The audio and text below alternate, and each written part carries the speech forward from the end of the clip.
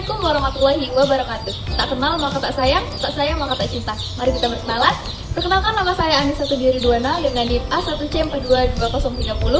Pada mata kuliah struktur perkembangan hewan, di sini saya akan membahas lebih lanjut tentang sistem rangka. Adapun tujuan saya untuk melakukan praktikum adalah yang pertama, untuk mengetahui proses osifikasi, yang kedua, untuk membandingkan apusan tulang yang didapat dengan preparat yang disediakan, yang ketiga, untuk mengetahui struktur rangka vertebrata. Apa aja sih alat dan bahan yang digunakan dalam praktikum? Yang pertama ada tulang ayam atau Gallus domestica. Pada bagian tulang ayam yang diambil adalah bagian paha atas dan juga paha bawah.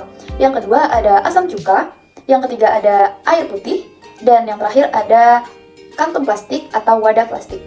Nah, baiklah, kita masuk kepada prosedur kerja.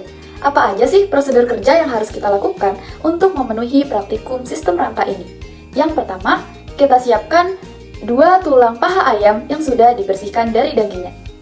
Nah, selanjutnya kita siapkan 2 wadah plastik, yang satunya berisi air cuka dan yang satunya berisi air biasa. Tulang ayam yang sudah dibersihkan dari dagingnya tadi, kita masukkan ke dalam wadah yang berisi air cuka dan juga wadah yang berisi air biasa. Selanjutnya, apalagi yang kita lakukan? Selanjutnya adalah kita rendam selama 4 hari. Sesudah 4 hari, kita amati apa aja sih yang terjadi dari tulang yang sudah kita rendam, dari air cuka dan juga air biasa. Baik, di depan saya ini sudah ada tulang ayam yang direndam dengan air biasa dan juga tulang ayam yang direndam dengan cuka. Baik, kita mulai pada rendaman tulang ayam dengan menggunakan air biasa. Jika kita lihat dari air rendamannya, ini sangat berbeda dari sebelum yang kita rendam. Sebelum yang kita rendam itu warnanya adalah bening. Nah, setelah 4 hari kita rendam, warnanya berubah menjadi warna merah pekat. Kita ambil tulangnya. Nah, untuk tekstur tulangnya sendiri itu tidak beda jauh dari sebelum yang kita rendam. Dia masih kuat dan juga keras seperti sebelumnya, tetapi pada tulang ini itu sudah mulai longgar dan ini mungkin sedikit ingin copot ya. Untuk baunya sendiri itu baunya sangat menyengat. Baik, sekarang kita akan masuk kepada air rendaman tulang ayam dengan menggunakan air cuka. Baik, jika kita melihat ini warnanya itu coklat muda setelah kita rendam selama 4 hari menggunakan air cuka. Untuk tekstur tulangnya sendiri dia berubah menjadi lunak atau lentur. Dan baunya itu sangat menyengat, tapi tidak semenyengat air rendaman ayam tadi. Nah, itu dia hasil yang sudah kita dapat dari praktikum yang sudah dilakukan. Ini sejalan dengan literatur dari Hardiantoro dan juga Sigit 2018, halaman 37-40. Dari percobaan yang sudah dilakukan selama 4 hari pada rendaman air tulang dengan air biasa, terdapat perubahan yang terjadi, mulai dari air rendaman, struktur tulang ayam. Pada rendaman air putih saat sebelum dilakukan, bentuk dari tulangnya keras, berwarna putih seperti tulang pada umumnya, dengan keadaan kaku.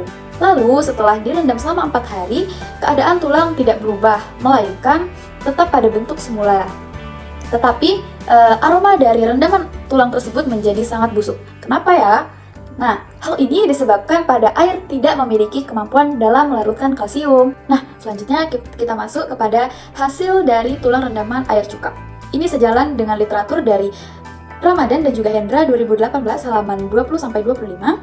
Pada percobaan yang dilakukan selama 4 hari, terdapat perubahan yang terjadi pada tulang ayam. Dari warna air rendaman, struktur tulangnya. Sebelum dimasukkan ke dalam air rendaman asam cuka, tulang ayam memiliki tekstur yang keras. Pada warnanya masih sama seperti warna tulang pada umumnya. Nah, setelah dimasukkan ke dalam rendaman asam cuka, keadaan tulang menjadi lunak, memiliki warna putih pucat dan lentur.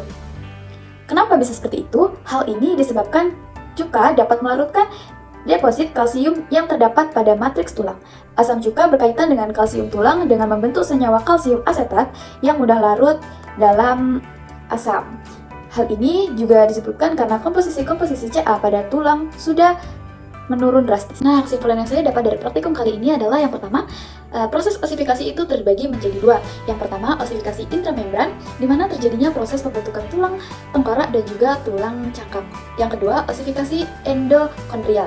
Nah, proses yang melibatkan pergantian tulang rawan, hialin, dan jaringan tulang. Yang kedua, saya bisa membandingkan apusan tulang rendaman air dan juga asam cuka, dari mulai warna, struktur tulang, dan lain-lain. Nah, yang terakhir, saya dapat mengetahui struktur dari rangka vertebrata, bahwasannya adanya jaringan tulang rawan, tulang spons, dan penghubung antar tulang rawan. pengetahuan yang saya peroleh dari praktikum yang sudah dilakukan, saya menjadi tahu nih, ternyata tulang dari rendaman asam cuka dan juga air biasa itu sangat berbeda, mulai dari warna rendaman dan juga tekstur yang dihasilkan selama rendaman 4 hari itu. Nah, pengalaman yang saya rasakan adalah sebelumnya nih saya tidak pernah nih merendam tulang ayam selama 4 hari. Karena praktikum ini saya menjadi tahu ternyata tulang yang kita rendam dengan asam cuka dan juga air biasa itu sangat berbeda mulai dari tekstur dan juga warna. Nah, kendalanya adalah saya kesulitan nih untuk memisahkan antara tulang ayam dan juga daging ayam. Karena itu kita harus melakukan sedemikian rupa sampai benar-benar bersih, terpisah antara tulang dan juga dagingnya. Nah, kalau misalnya tidak benar-benar bersih, itu akan mengalami pembusukan pada tulang ayamnya. Nah, baik, itu dia pembahasan dari saya tentang praktikum yang sudah kita lakukan pada hari ini mengenai sistem rangka. Saya tutup. Wassalamualaikum warahmatullahi wabarakatuh.